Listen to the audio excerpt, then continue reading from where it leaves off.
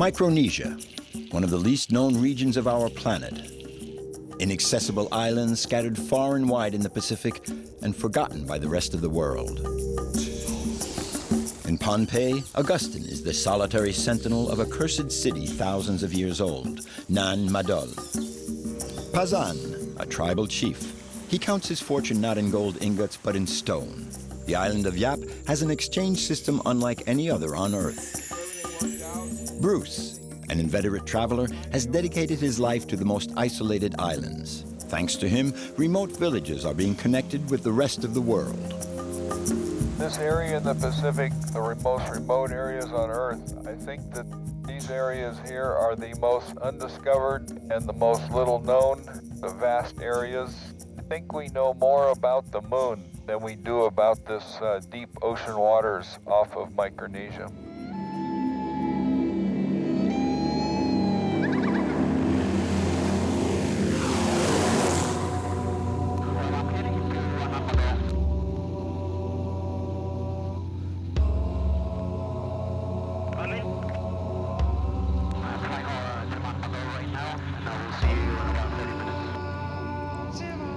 Flecks of land scattered across a blue background.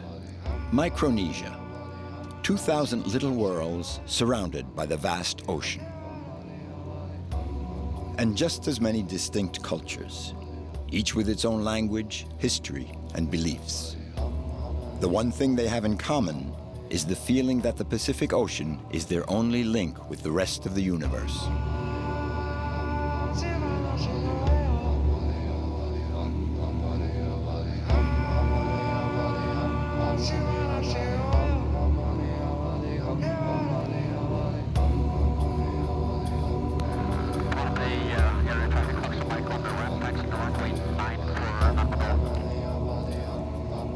Getting to know these lands with their oral culture means allowing oneself to be lulled by the tales of the elders.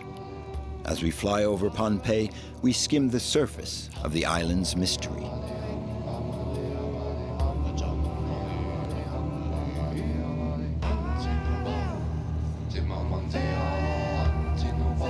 According to the legend, 16 men and women landed on this island after a long, meandering voyage at sea in a great canoe.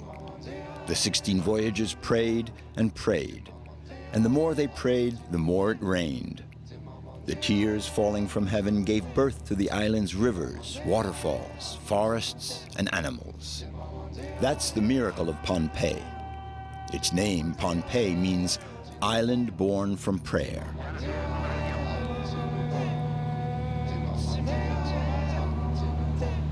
Hidden away in the jungle behind a curtain of clouds lies the ruins of a city dating back almost 3,000 years.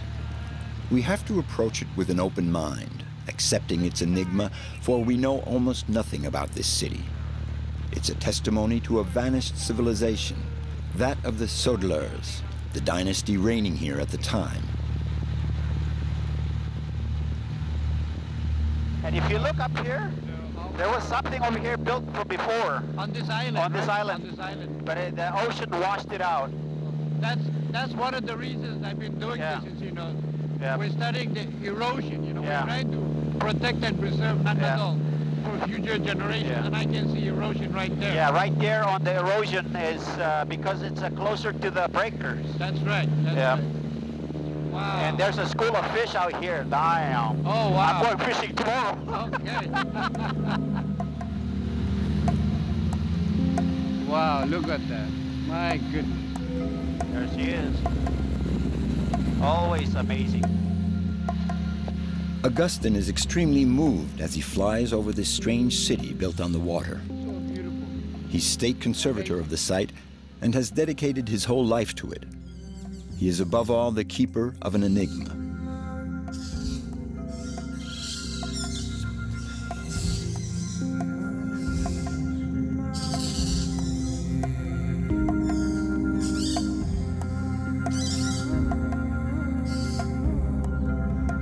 Nan Madol means the spaces between, a reference to the canals that circulate among the 100 or so artificial islets. These spaces give free rein to the imagination and dreams. Well, this will go down as one of the best trips in my lifetime, that's for sure. Yeah. From the sky, Nan Madol is even more mysterious. Its architecture gives us an idea of how amazingly skillful the builders were. You see the trees and the rocks, and it's like they were placed there together a long time ago. The mangroves and the rocks, they make a unity, you know. There's a composition there. You know. It's amazing, the symmetry of all the buildings, you know. How was it possible, you know, for the architect to build, you know, and the design? They're so, you can see what the straight lines, the canals, everything down there, you know. I mean, it's amazing. I mean, to me, I'm thinking they must have had a plane a long time ago, and the engineer was up in the sky and then looking down and then directing everybody, because everything is in place. I mean, it's just perfect from up here.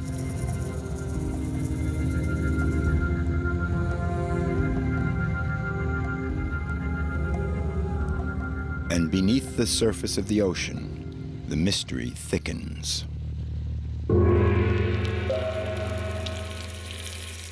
Certain legends suggest that Nan Madol is the entryway to an even more magnificent city lying at the bottom of the sea. Jimmy has been looking for proof of its existence for years. He proceeds with caution and respect for the ancients.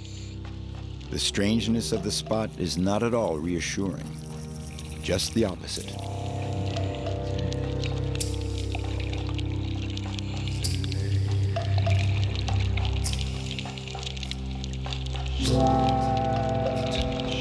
It takes courage to explore the bowels of this sunken city. Diving here means defying the deep-seated beliefs of the islanders.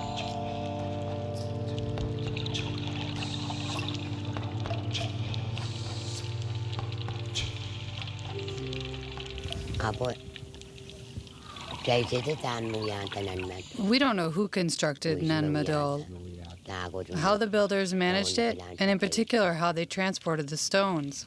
But the spirits are there, that's for sure. But one mustn't talk about them. The spirits don't like that. They could punish us.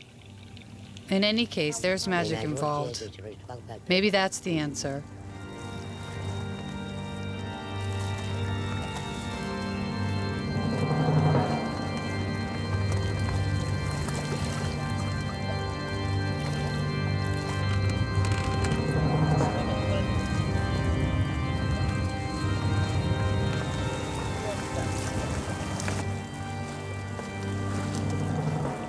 What curses protected the city? What could instill such fear in the local inhabitants that for centuries they refused to go near it? That long-vanished dynasty still has a strong hold on the living, like a clinging veiled shadow. Even today, very few dare profane the sacred territory of Nan Madol. They all fear the cruel vengeance of the spirits.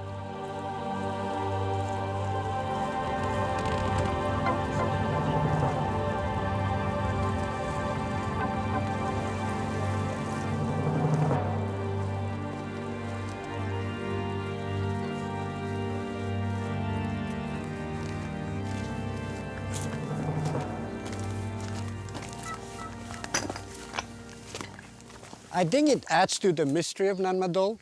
You know, all this jungle, you know, it's covering here. Because before, you know, nobody was allowed here except if you came here to pay tribute to the chiefs or the Southern lords. You know, so in a way, this jungle is covering, it's like a mystery. It keeps its secrets to itself.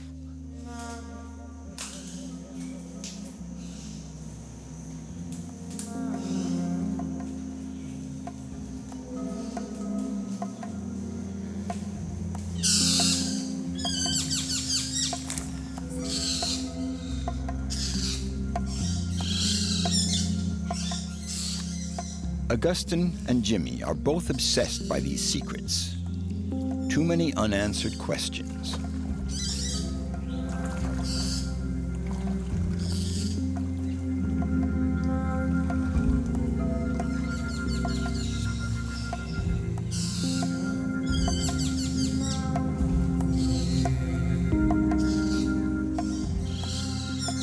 Thousands of years ago, we had people living here. And, you know, walking in their footsteps now, you know, it gives me a sense of pride, knowing that they were capable of this amazing architecture.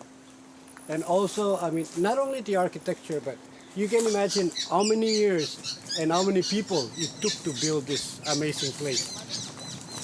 I think what it required then was, a ruler who was really strong to command all the people and, the many years for them to build. So I think at that time, maybe Pohnpei was centralized.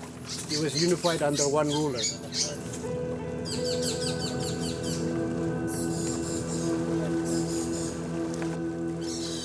The stones are basalt, carefully fit together in these amazing constructions that doggedly continue to resist the ravages of time.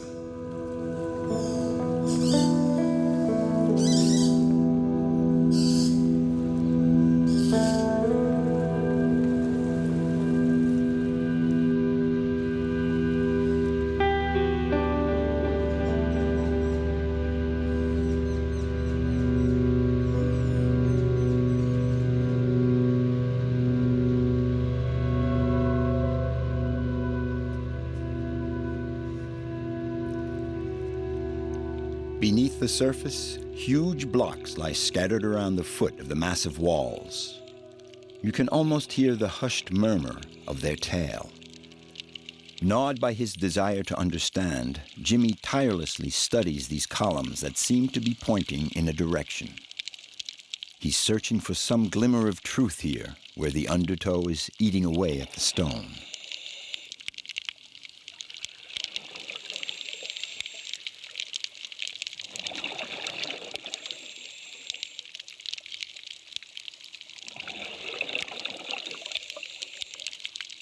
The basalt comes from the other side of Pohnpei, many kilometers away.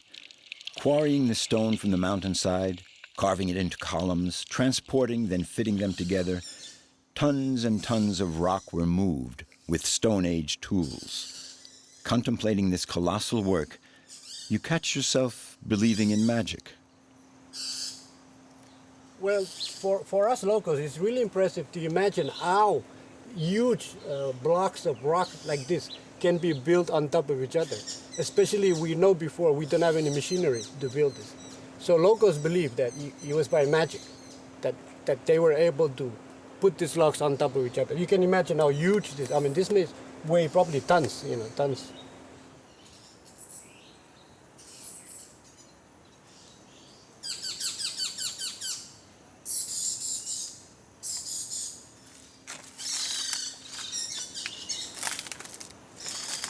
My theory of it is that they used nature, the natural elements, to build Nan Madol. So I think when the tide was high, that's when they lifted the rocks.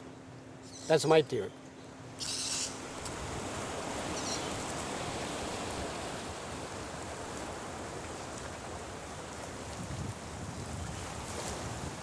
Augustin, a solitary sentinel, watches over the site. Yet he is a powerless witness as it slowly disappears. Eroded by the ocean, Nan Madol's days are numbered. The walls over the years, they've crumbled down, because of time, and the ocean, climate change and everything. And that's what we're trying to protect. We want to see how we can preserve this so people can come and enjoy it and see what it was like before. The walls still thrust up proudly towards the sky, like a final challenge, and tell the tale of the Sodlers, a nation of inspired builders caught by some fatal surprise, a barbarian invasion, an unknown plague. The outside walls form an arrow, pointing towards where? And along the walls we found few of the rocks that falling down from the main walls. That's where those pieces of rock that we found today, we bring it for the example of maybe it's part of the rocks or it's collapsed from the main rocks. Like it's the kind of rock Augustin and Jimmy often discuss their different theories. Like all the inhabitants of the island, the mystery of Nan Madol is part of their life. One of the pillars is about 8 or 10 feet long, and the other one is 15 or 16 feet long underwater. And what I hear from the locals, they believe that maybe it's a gateway to the underwater cities. There are many theories, but like the lost continent, but those are Western theories, As far as we're concerned, we have a city here called Nan Madol, and there's possibly an underwater city that we don't know. Like you mentioned, there's a lot of rocks underneath the water. So Pohnpei, the locals say it's a gateway to some underwater city. But maybe being part of the mystery, nobody has found it yet. Nobody leaves Nan Madol without falling under the spell of the lost city, symbol of an empire that collapsed suddenly. Why? Only their city remains.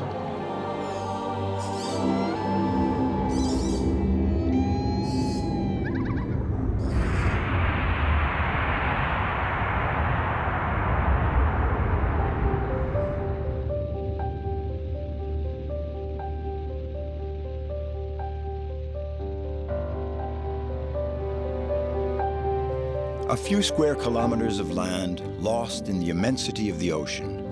Yap lives forgotten by the rest of the world. Like everywhere else in Micronesia, the extreme isolation has led the inhabitants to invent a system of values and exchange found nowhere else in the world. Yeah, down and clear. Roger.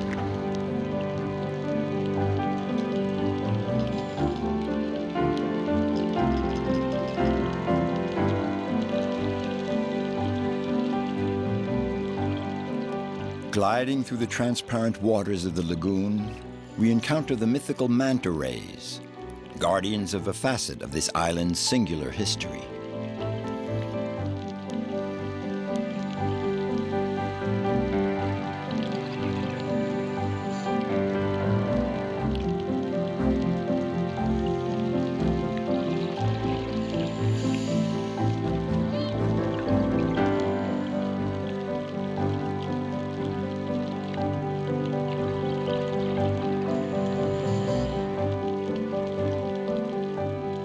At the bottom of the ocean lies a veritable treasure.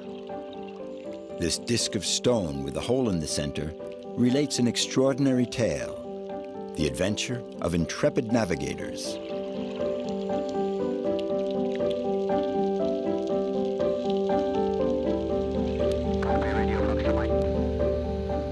Everyone on Yap knows this story, for it has been handed down since the dawn of time from generation to generation.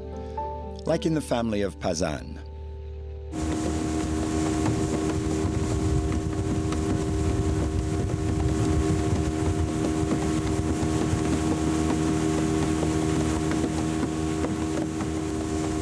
Pasan is the headman of the village of Toru, the one who transmits the lore of the ancestors. On Yap, nothing is like anywhere else, and no matter.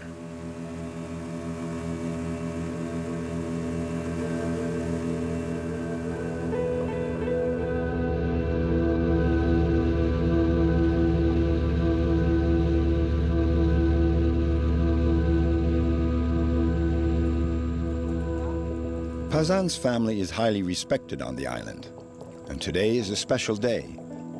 He wants to share the secrets of his ancestors with his son.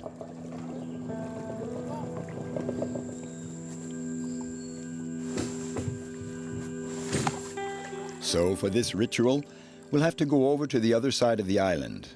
We'll be taking a path that long ago Pasan's own father once showed him. This stone disc, recognizable by its form, is the first step on the path. Pasan's son has to learn its history, for that is what makes it so valuable. This comes from the high chiefs of this village, and they ask the people to work on the stone path. And so when the road was completed, then the chiefs came in and say thank you to people, and this is one of the stone money they give to my family. For that's exactly what they are. These stone discs are the equivalent of our gold ingots.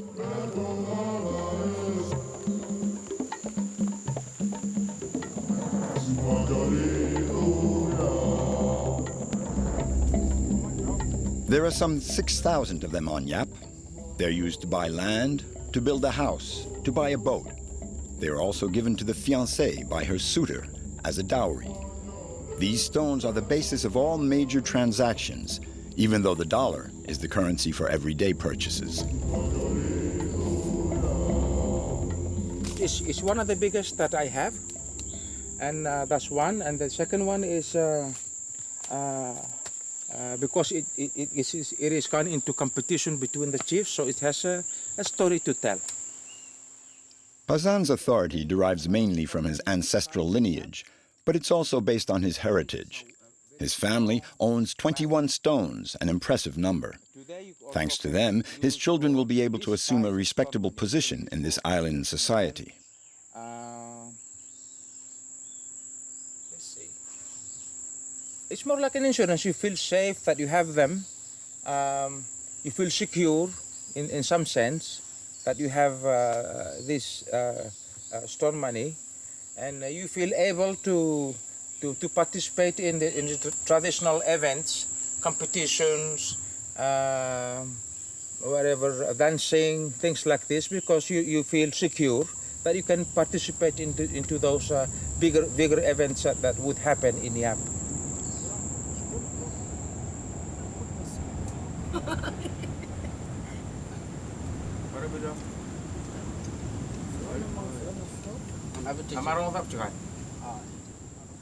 On the scale of the vast Pacific, Yap seems tucked away in a corner of the map, a far-off world that lives completely closed in on itself.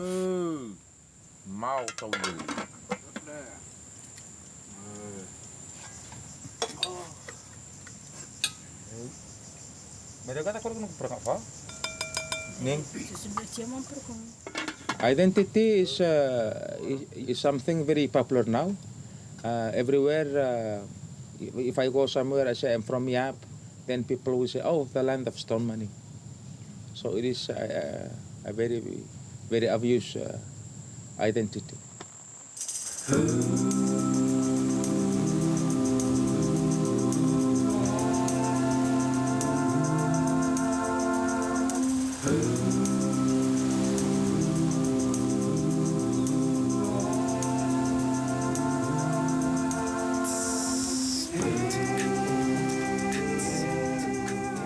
The enormous discs encapsulate the history of Yap.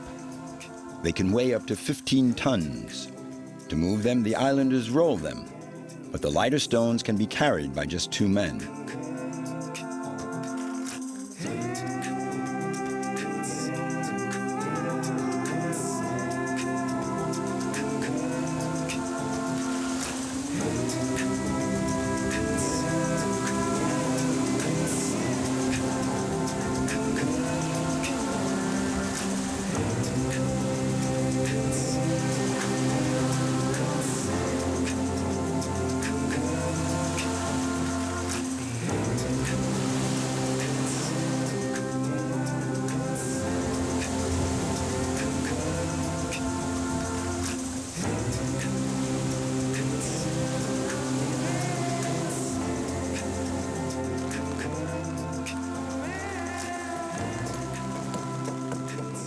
The island is far from anywhere, so they have to be resourceful with what they have at hand.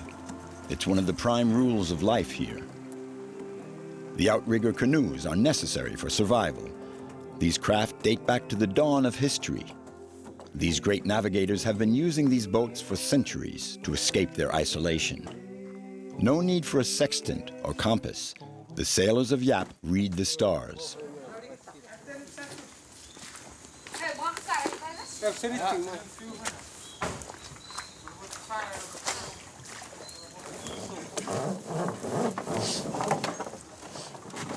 It doesn't cost fuel, and you travel on a canoe is very, very good.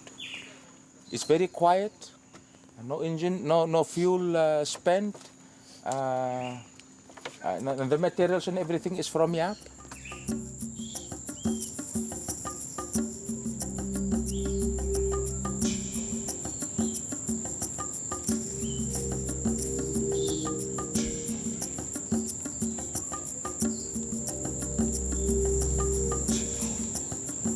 In the heart of Taru, Pasan's village, the stone discs, as precious as they are, line the path like a series of landmarks in the islanders' memory.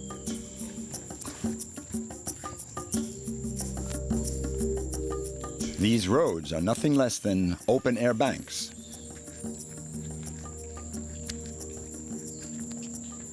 We have a very big one also. Let's go over and see. It's a very big stone money. This is the biggest one that we have.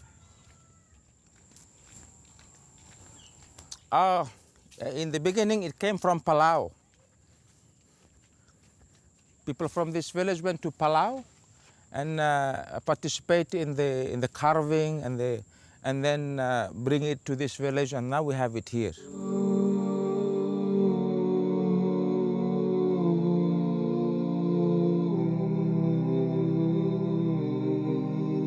Here, there's no gold, no precious gems, no pearls. Just these gigantic discs of aragonite, quarried by raw manpower from a far-off island, Palau, about 250 nautical miles from Yap. It takes days and days at sea to cover such a distance. In order to create a system of exchange centuries ago, the Yap Islanders set out in search of something that didn't exist on their island. They came back from Palau with these stones, and since there was nothing like them on Yap, they were precious. A system of exchange was born. The value comes from the hardship of obtaining a stone money. First of all, you have to learn navigation, and then obtain the knowledge of building a canoe, and then you build those canoe, and then you have people that trust the navigator that can participate on the sailing, then sail to Palau, which is very hard in those days. It's done with navigating with the stars. Wait. We need his help sometimes. For hundreds of years, they risked their lives sailing the Pacific. These trips were veritable initiatory voyages. Pasan also made this trip to honor the memory and courage of his ancestors.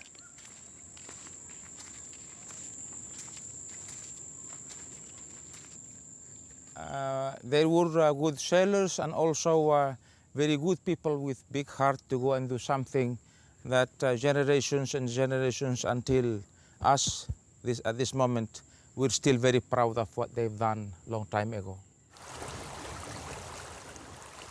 Those navigators had to face many dangers: storms, high seas, typhoons, and there was always the danger of simply disappearing into the infinite blue expanse. The navigators were equipped with no more than the wisdom of their ancestors, handed down from generation to generation. At times in the history of Yap, we don't just lose the stone money, we lose everything. Even the crew and the navigators, everybody, we don't know where they're gone. We lost them all.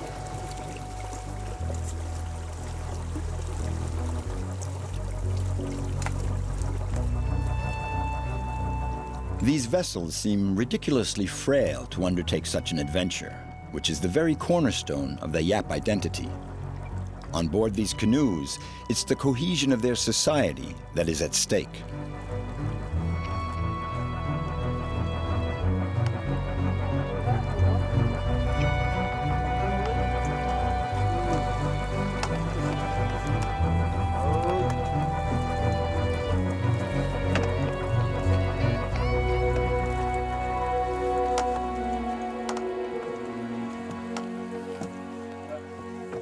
So we have a very poor economy, very small economy, and abandoning the tradition and culture of Yap is it'll be a life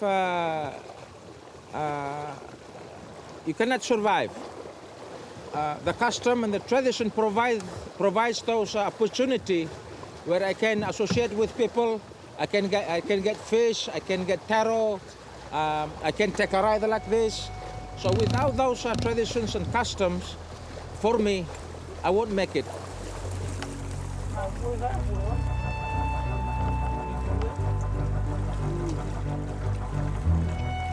I grew up here. This is an island. I like island lives. It's something that it's more than that I like and I love, because it's something that I grew up with. It's a part of me. and I'm a part of it.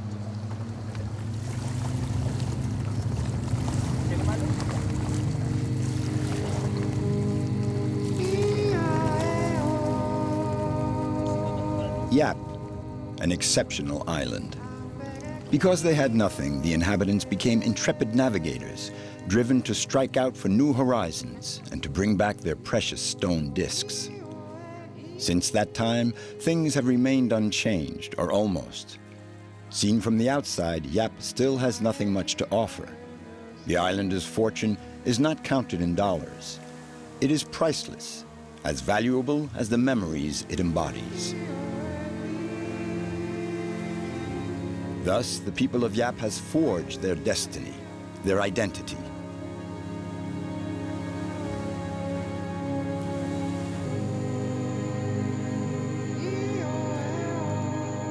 The ocean might have condemned these islanders to wander endlessly, without roots. But the situation is just the opposite. The Pacific is their last rampart. It allows this culture to flourish in total freedom.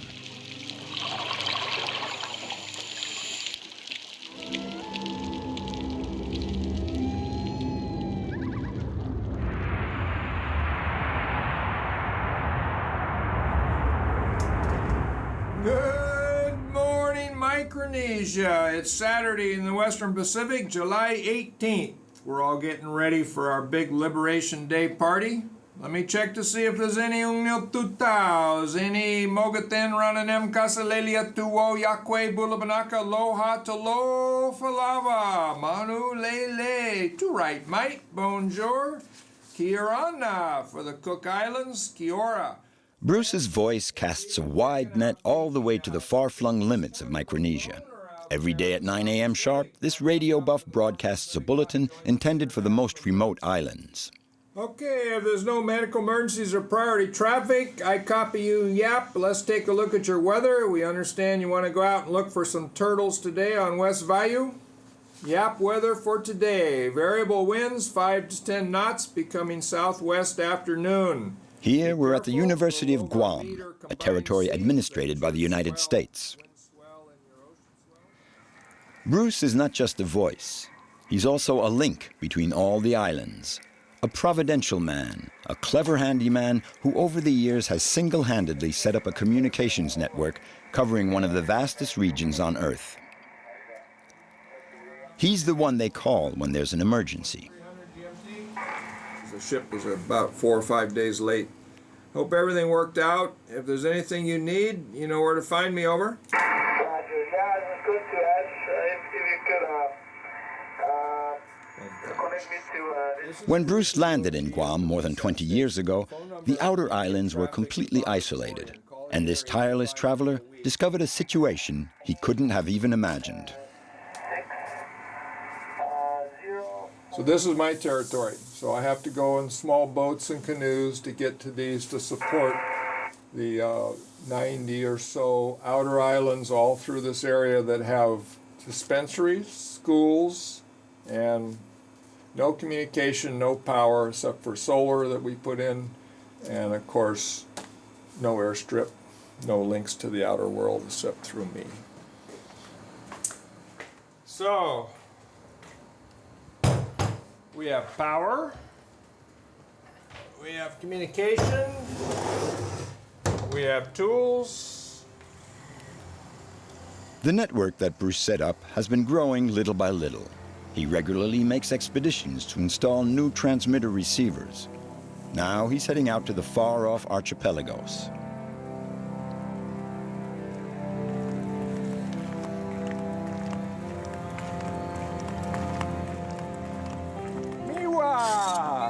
You ready to rock and roll? Yes, I am. Are you? It's good to see you. Good to see you again. Got enough fuel? Yes, I All am. right, all right. All right, let me just prepare this one quick, and then you can get off. Do you want to sit in the back, or you want to sit in the front? So, Miwa, how's the weather? Well, it's going to be nice and clear. There's not much turbulence or anything like that. No typhoon? No typhoon All yet. Right. Domo arigato.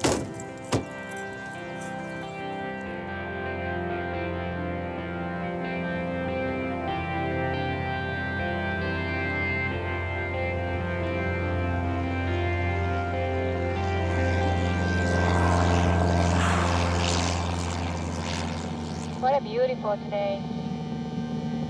Yes, it's Nice color for the ocean too.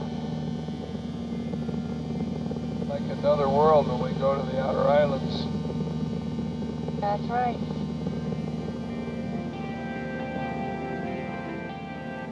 Leaving Guam means leaving a world of buildings, infrastructure, comfort. The ocean is the last frontier, an insurmountable obstacle for many Micronesians.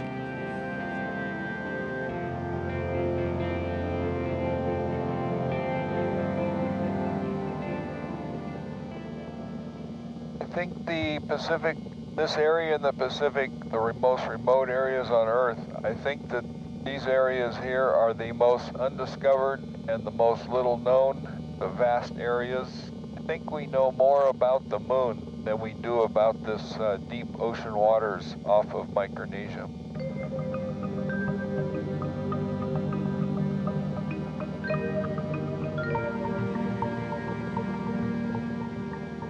Right now, it's rainy season, so the rains can come at any time. They cover the airstrip. Then the small plane cannot land or take off. So then I have to take a canoe to another place and try to find another boat. Sometimes the boat is the only way to get back. It might take you 2 or 3 more weeks than you planned.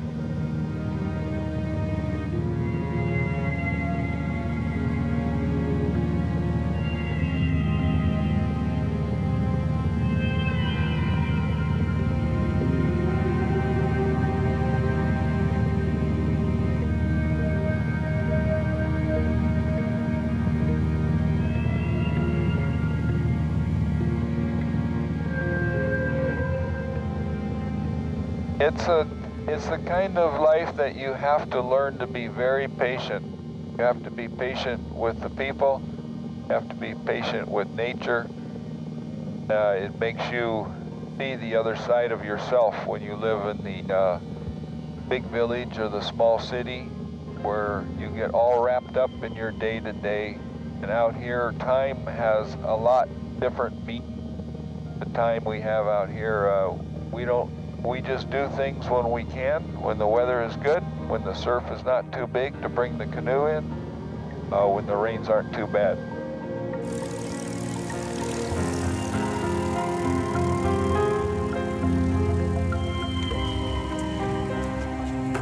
All right, Miwa. Thank you very much. All right, have a see you safe soon, flight okay? home. I'll give you a call on the radio. All right. Talk to You you rock, soon. woman. Hopefully I'll see you soon. Otherwise, I'll be on canoe. Okay. Careful. Yeah. I'm an old man.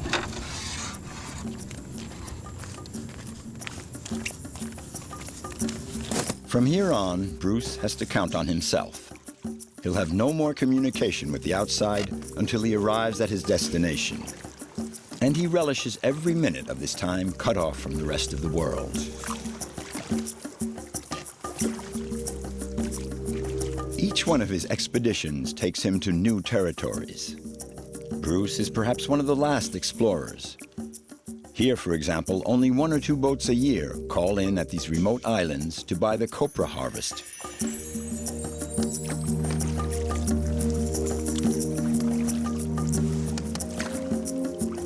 Oh, I'm like Santa Claus when I come. I bring them stuff, and I help them fix it, and I give them training. Yes, over the years, what I've done is I've learned I need to train the local people. If I don't train the local people, I am very old. Someday I will not be able to come back here, and I need the young men and the young ladies of the village to know how to fix the antennas, fix the solar systems, and maintain the communication network.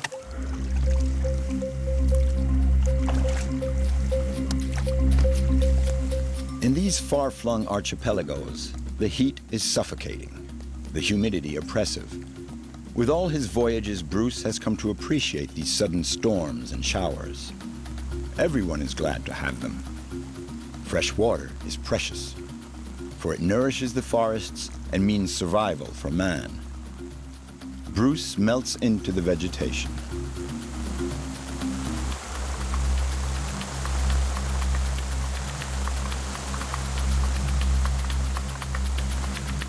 When when you're working out here, you feel like you're really doing something, not just pushing paper around or worried about the politics. Working about making money, we don't worry about making money because there is no money out here. It's only fish and coconuts.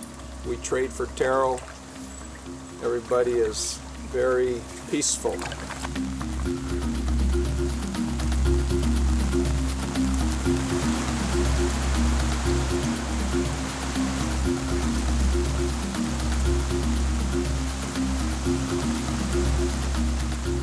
In this region of the Pacific, one of the rainiest in the world, the rainstorms are always just passing. In Micronesia, we say, if you don't like the weather, just wait 1 hour. You will have different weather.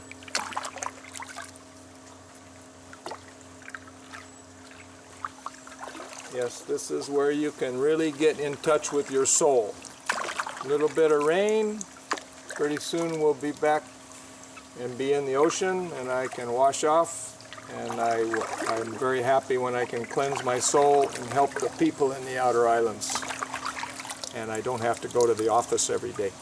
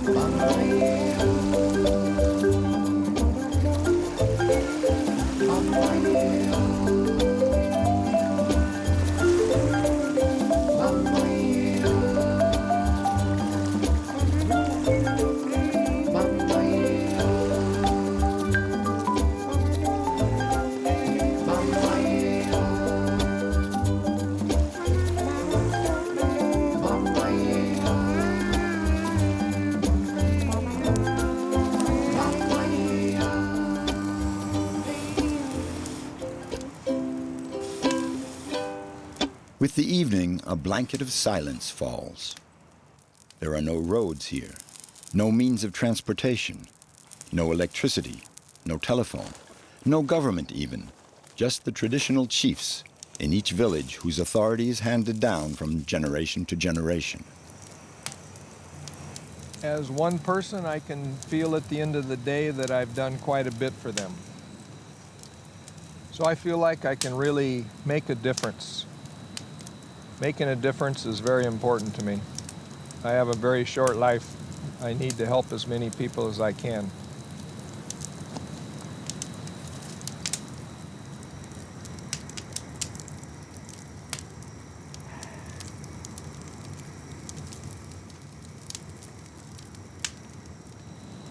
Life is changing fast for these outer islanders. So I want them to stay here and try to preserve some of the culture, preserve some of this life. There's no place like this on the whole earth. No place where they still do celestial navigation. They watch the stars. They watch the wind and the rains. So they move around in their canoes for many years with no instruments. The only place on earth where they still practice traditional seafaring, traditional navigation.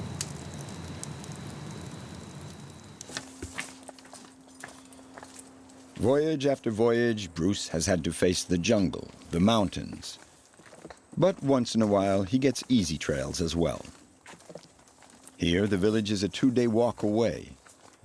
Bruce is familiar with the route. He has already been there to meet the villagers and talk about the possibility of setting up a transmitter-receiver there.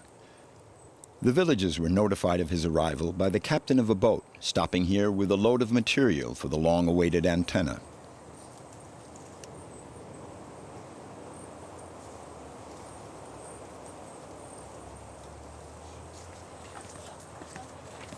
Doctor! Hey, Chief! Oh! How you doing, brother? Mr. Betts, Chick. Hey, second chicken We've been waiting for you for quite some times. Welcome to Ulysses. Oh, thanks. I have your gifts, huh? Thank you very much, Mr. Best. Oh my God, Conchita. Oh, Chick. How are you? Very good. I have gifts for you, too. Thank you. Oh, second chick. Chick. Thank you very much, Mr. Best. All right, tell you what we're doing. Chick, Mr. Best. The custom in these villages is to offer a token of welcome.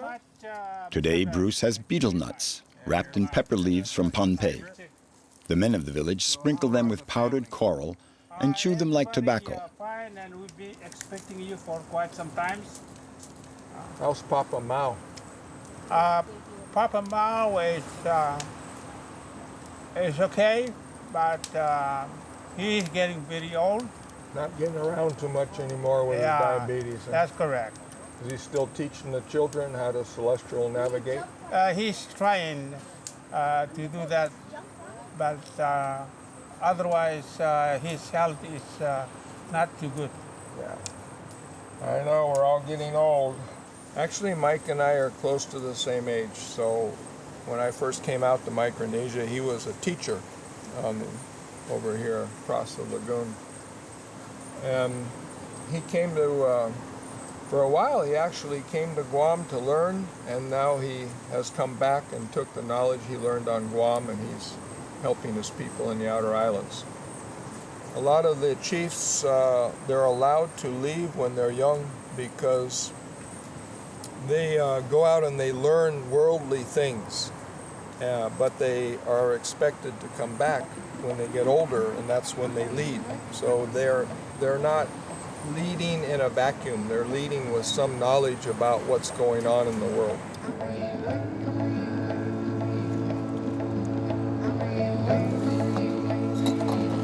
There you go. Get your foot right in there. Sorry. Don't let that thing kick back on me, Mike. You're in. Keep your foot on that. Keep your weight on it. There we go. Okay, Mike. There is no phone at all. This is the only ways and means of communicating with the outside world through the single sideband radio. And we need the antenna and then power by the solar system. We don't have power on the island. It is really means life in this area. It's a lot of things. The generous Son of the Pacific will help connect people. Got the power, we got the solar, we got the power cables, everything's ready. Let's see if we can get a hold of Guam. Let's see if this baby cranks up.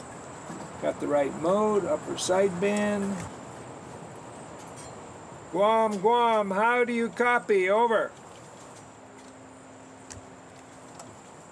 Come on, baby. This is Guam. Good copy. Yes! All right. We have been waiting for many years to have some communication.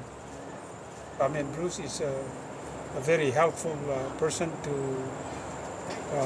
to us. Okay, we're going to be waiting for the next plane. He can finally get his news and weather in the morning now, every morning, so he knows what's going on in the rest of the world. This is his window to the global village.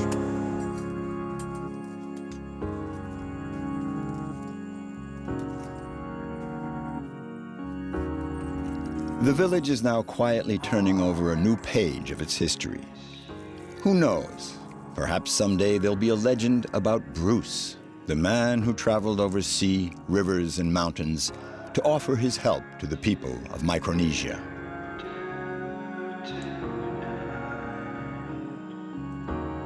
Here, time and space give the measure of life. This was the story of these islanders living on the edge of immensity. This was the story of these bits of land scattered here and there in the largest ocean on Earth, the Pacific.